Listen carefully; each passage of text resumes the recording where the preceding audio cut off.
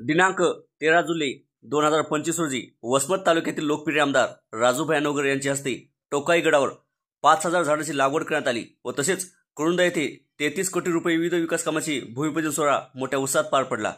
कुरुंदा गावातून जाणाऱ्या राज्य महामार्गाच्या दोन्ही बाजूने भूमिगत गटार व तसेच गावातून जाणाऱ्या नाल्यावर पूल बांधणे अंदाजित किंमत 11 कोटी 98 लाख रुपये, तर कुरुंदा गावातील RCC नाला बांधणे संरक्षण भिंत बांधणे यासाठी अंदाजित किंमत 8 कोटी 91 लाख रुपये, तर कुरुंदा गावातील CC नाला बंधारा क्रमांक 1 2 3 4 5 6 7 8 9 बांधणे, नाला खोलीकरण व रुंदीकरण करणे तसेच भरीव काम पावसाळ्यातील पूर संरक्षण भिंत अंदाजित किंमत 11 कोटी 50 लाख रुपये, तर असा अंदाजित किंमत 33 कोटी रुपयांचा भूमिपूजन सोहळा वसमत विधानसभेतील लोकप्रिय आमदार राजूभाई अनोगर यांच्या शुभ हस्ते ढोल ताशांच्या गजरामध्ये मोठ्या उत्साहात पार पडला।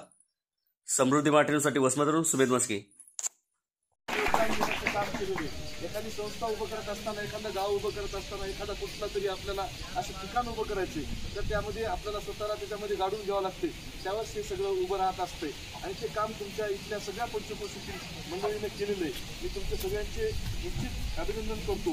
आज आपण बघितलं असाल की आपण हा वृक्ष लागवडीचा कार्यक्रम आपल्या इथं सुरुवात केलेली आहे। मागच्या वेळेस आपण टोकाई गडावर आलो आणि इथंच आपण वृक्षारोपण करण्याचं ठरवलं आहे। 5000 वृक्ष आपण यावेळेस लावतोय आणि या मतदारसंघामध्ये जवळपास 30,000 मताची लीड राजूपाटी आम्हाला भेटली।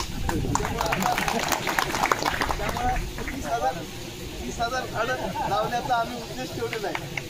राजकीय सामाजिक जीवनामध्ये काम करत असताना मतभेद, निवडणुका, पक्ष हे सगळे वेगवेगळे असतात, पण हे जे काम सुरू करत असतात त्यामध्ये हे पक्ष विरहित झालं पाहिजे, त्यामध्ये कुठलीही बाकीच्या द्वेषभावना नसल्या पाहिजे। हे काम आपण त्या माध्यमातून सुरू केलेले। या मतदारसंघामध्ये सामान्य नागरिकांनी माझ्यासाठी जी मताधिक्य दिले त्यावेळेस आम्ही तिथं ठरवलं होतं की आपण यावेळेस 30,000 झाडाचं लागवड करून किमान 20-25,000 झाडं तरी तिथं हे केलं पाहिजे। 70-80% यशना त्यामध्ये आपल्याला भेटलं पाहिजे। त्यामुळे आपण हे काम सुरू केलेलं आहे आणि हे लागवड करत असताना हे आपण झाडाची केली, पण अजून बर्गे मॅडम आपण 8 दिवसानंतर पुन्हा रविवारी आम्ही इथे येणार आहे। जे काय आजूबाजूला अजून काही झाडं लावायची राहिले असतील आपल्याला 5 दिवसामध्ये एक टँकर आपण इथे ठेवणार आहे, त्याच्याबद्दल पाण्याची व्यवस्था आपल्या माध्यमातून झाली पाहिजे।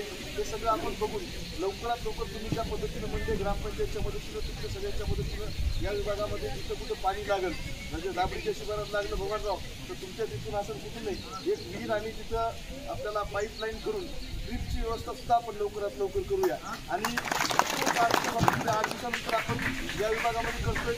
नंतर शिरडच्या शहापूरच्या जे आपलं जे डोंगर आहे त्या भागात सुद्धा आपण तिथं वृक्ष लागवडीचा काम कार्यक्रम ठेवणार आहे आणि हे या विभागात 5,000 आपण जी झाडं लावली ती आज आपण पूर्ण जोडण्याचं काम सुद्धा त्या माध्यमातून करूया। दुसरं आपण इको बाबतीमध्ये बोललात तर मी या 8 दिवसामध्ये तुम्ही जी कामं चुकीचा त्यामध्ये तुम्हाला समजा जर बाबा तुम्ही म्हणजे किंवा इथं इको काम झालं पाहिजे त्या पद्धतीने तिथे काम झालं पाहिजे।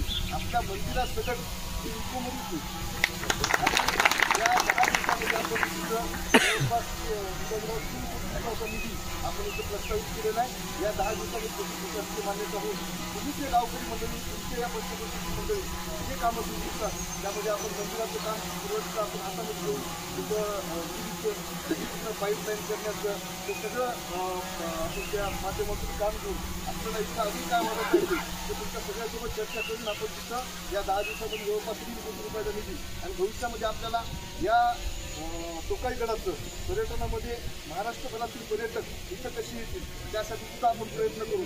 जास्तीत जास्त या 5 वर्षामध्ये जवळपास 10 कोटी रुपये आपण या टोकाई गडासाठी वापरण्याचं काम त्या माध्यमातून करू।